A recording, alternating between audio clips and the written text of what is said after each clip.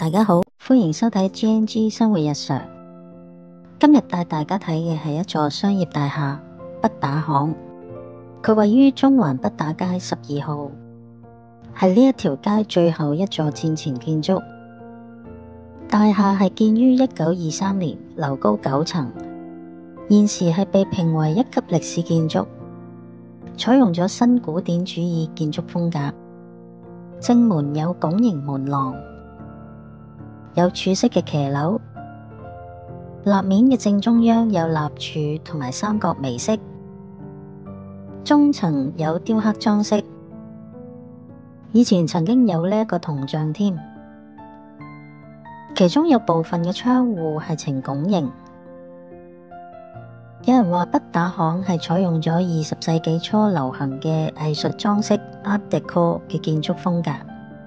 其實藝術裝飾係好多唔同風格嘅混合體，喺同期嘅尖沙咀半島酒店亦都有類似嘅風格。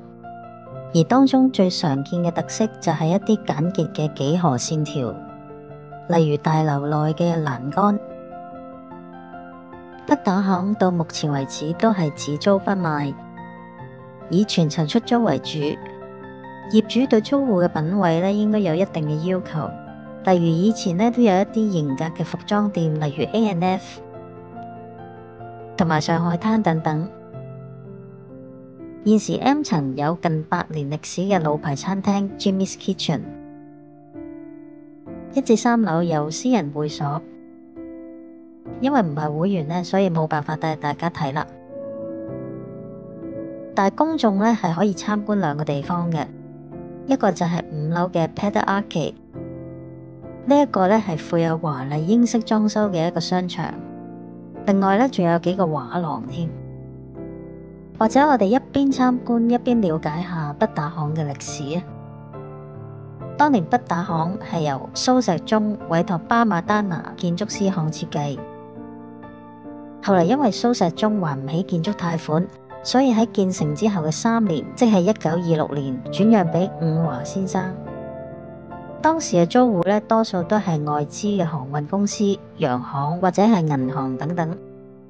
伍華先生離世之後，佢嘅後人就喺1962年以650萬港元轉售俾霍英東家族嘅泰記龍有限公司。因為位處喺中環嘅核心地帶，所以現時嘅估值咧已經係超過30億港元啦。建築嘅名係嚟自佢身處嘅畢打街 Paddock Street， 原名係必打街，係以香港首位船政司、海軍中尉威廉必打而命名嘅。因為當年必打唔係太好聽，中文好似一定要打嘅意思，所以市民一般都習慣改用諧音畢打，即係唔好打咁嘅意思去稱呼呢一條街道。於是政府喺50年代檢討街道名稱嘅時候就將呢一條街正名為畢打街。得到1級歷史建築嘅評級其實就係代表需盡一切努力予以保存。正因為係咁從商業角度出發，好多業主都想趁建築物未被評級之前，盡快拆卸改建，以免被評級之後會影響物業嘅發展。所以能夠保留落嚟嘅歷史建築，通常都係政府或者非牟利用途嘅建設，而商用嘅建築真係少之又少啦。就算有大多數都係大公司或者專門用途嘅一啲小建築物，例如舊中銀半島酒店、皇都戲院、舊牛奶公司、中電大樓等等。喺商業區嘅核心能夠保存落嚟，而又係多層式出租商業大廈可以係用罕有嚟形容。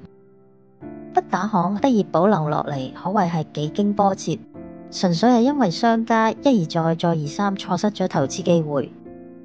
1965年，即係霍英東家族買入咗呢一度3年之後，已經打算將佢拆卸，改建成12層樓嘅新型大廈。但係因為當其時市道進入低潮，出現咗好多銀行擠提嘅事件，中環寫字樓已經供過於求啦，所以計劃就被延遲。霍家第一次錯失咗機會。10年之後即係1976年，霍家主動接洽李嘉誠，商討將畢打行同埋隔籬嘅華人行合併改建，但係最後咧，唔知點解李嘉誠賣甩咗霍英東，自己改建咗華人行。於是霍家咧又再錯失一次機會啦。如果觀眾知道李嘉誠點解會賣甩咗霍英東咧，請留言話俾我聽。其後畢打行喺1981年被評為2級歷史建築，喺2009年亦都曾經被建議升格為1級歷史建築，但當其時遭到業主極力反對，聲稱喺維修保養上有困難。其後喺2020年再度被提出建議升格，業主仍然都係極力反對嘅，認為唔值得。但係呢一次專家小組終於都堅守信念，一致通過咗1級歷史建築嘅評級。做呢個頻道嘅初期呢，我曾經拍過一條片係關於九龍醫院嘅歷史建築群，當中亦都有網友留言認為維修保養係極度浪費資源。不過歷史係隨時間累積落嚟嘅，評級往往亦都係一級一級咁樣提升。歷史評級就好似一把雙刃劍，係一種認證同埋提醒，但亦都可以係催命符。歷史價值同埋錢究竟點樣取得平衡呢？如果以錢先行嘅話，未來我哋仲會唔會有新升格嘅法定古蹟呢？今次畢打行嘅介紹咧就到呢一度啦。如果大家中意呢條片嘅話，記得讚好訂閱，多謝大家收睇，拜拜。